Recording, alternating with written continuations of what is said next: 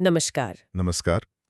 आज हम कुछ स्रोतों पर गहराई से नजर डाल रहे हैं जो एक होम्योपैथिक उपचार हम्म। काली कार्बोनिकम, जिसे आमतौर पर काली कार भी कहते हैं, जी। उसके बारे में है। जी। और सुना है कि ये एक ऐसा उपचार है जिसे समझना कई बार अनुभवी होम्योपैथ्स के लिए भी आसान नहीं होता। हाँ, ये बात सही है।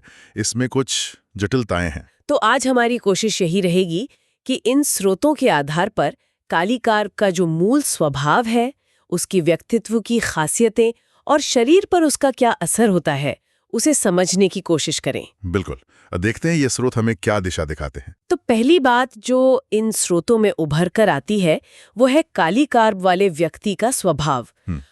काफी सख्त किस्म का बताया गया है। हाँ, सख्त, सिद्धांतवादी। और अपनी ड्यूटी, अपने फर्ज को लेकर बहुत सजग। बिल्कुल। वो दुनिया को ना काफी हद तक सही, गलत या कह लें काले सफेद इसी नजरिए से देखते हैं। और बाहर से देखने पर शांत। हाँ, बाहर से एकदम शांत, स्थिर लगेंगे, जैसे कोई शिकायत ही नहीं है। सब कुछ चुपचाप करने वाले, जैसे आपने कहा कोई पुलिस ऑफिसर या वकील अपनी ड्यूटी कर रहा हो। अच्छा। लेकिन बात यह है, और ये दिलचस्प भी है, कि ये जो बाहरी स्थिरता है ना, उसके पीछे जबरदस्त मानसिक नियंत्रण काम कर रहा होता है। मानसिक नियंत्रण मतलब भावनाओं पर। हाँ, स्रोत यही बताते हैं कि वो अपनी भावनाओं को सीधे सीधे व्यक्त करने के बजाय अपने दिमाग का इस्तेमाल करते हैं उन पर काबू पाने के लिए। एक तरह का मैकेनिज्म। तो बाहर से भावहीन लग सकते हैं, बिल्कुल। पर अंदर भावनाएं होती हैं। ऐसा नहीं कि महसूस नहीं करते, बस उन्हें जाहिर करने या प्रोसेस करने का तरीका अलग होता है। हो सकता है कोई बात हुई, वो तुरंत रिएक्ट न करे, शायद कुछ दिन बाद आए एक पूरे समाधान के साथ कि अच्छा इसका ये हल है। तो ये जो भावनाओं का इतना नियंत्रण है, इसका शरीर पर भी तो असर पड़ता होगा, क्योंकि वो कहीं जा तो नहीं रही, भावनाएं दब रही हैं। बिल्कुल सही सवाल। और यहीं से असल में दिक्कतें शुरू होती हैं। स्रोत यही इशारा करते हैं कि जब भावनाओं को लगातार ऐसे दबाया जाता है तो वो शरीर में उतरने लगती हैं, शारीरिक लक्षण पैदा होने लगते हैं। किस तरह के लक्षण?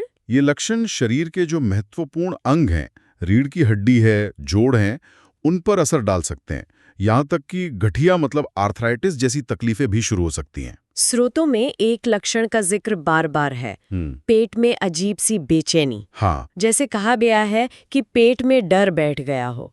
ये सुनने में थोड़ा अजीब है। हाँ, ये काली कार्ब की एक बहुत ही खास कह सकते हैं पहचान मानी जाती है।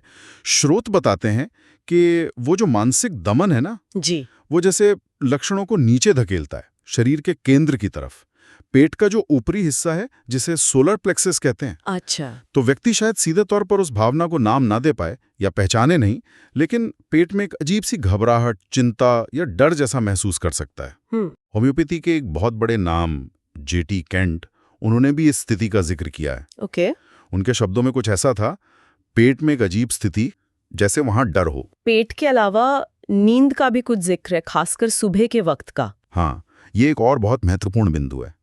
काली कार्ब के लक्षण अक्सर, और ये बहुत टिपिकल है, सुबह 2 बजे से 5 बजे के बीच बिगड़ जाते हैं। 2 से 5 सुबह? जी हाँ, चाहे वो नींद ना आना हो, मतलब अनिद्रा, या फिर खांसी उठना हो, या दिल से जुड़ी कोई तकलीफ हो। ऐसा क्यों? इस समय ही क्यों? ऐसा माना जाता है कि शायद इस समय जब दिन भर का जो मानसिक नियंत्रण है वो नींद में थोड़ा ढीला पड़ता है। अच्छा।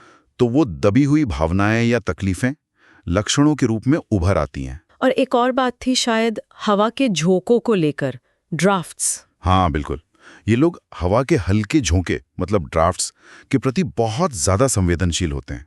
जरा सी हवा लगी नहीं कि ठंड लग गई या तकलीफ बढ़ गई। अच्छा, तो ये सुबह 2 से 5 का समय, पेट में वो डर वाली बेचैनी और हवा के झोंकों से परेशानी, ये सब मिलकर एक तरह का पैटर्न बनाते हैं ना? बिल्कुल सही। और ये पैटर्न समझना इसलिए जरूरी है क्योंकि स्रोत ये भी कहते हैं कि काली कार्ब वाले मरीज अक्सर अपनी तकलीफों को या तो कमांगते हैं या उन पर ध्यान ही नहीं देते। मतलब डॉक्टर के पास देर से जाते हैं। हाँ, वो जल्दी मदद नहीं लेते। जब तक कि स्थिति काफी बिगड़ ना जाए तब तक शायद वो होम्योपैथ के पास ना जाएं।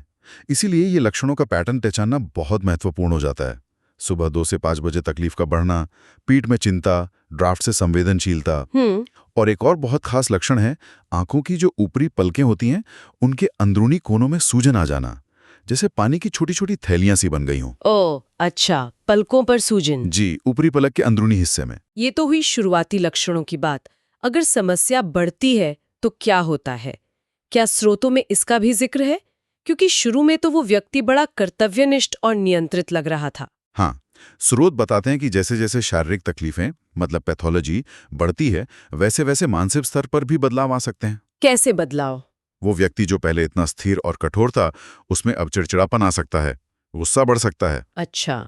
और नए तरह के डर पैदा हो सकते हैं, जैसे अंधेरे से डर लगना, अकेले रहने से डरना, या कभी कभी तो भूतों का डर भी बताया गया है, या फिर ये डर कि कहीं मेरा नियंत्रण न छूट जाए। ये तो शुरुआती स्वभाव से बिल्कुल अलग है। हाँ बिल्कुल, ये दिखाता है कि अंदर कितना कुछ चल रहा होता है।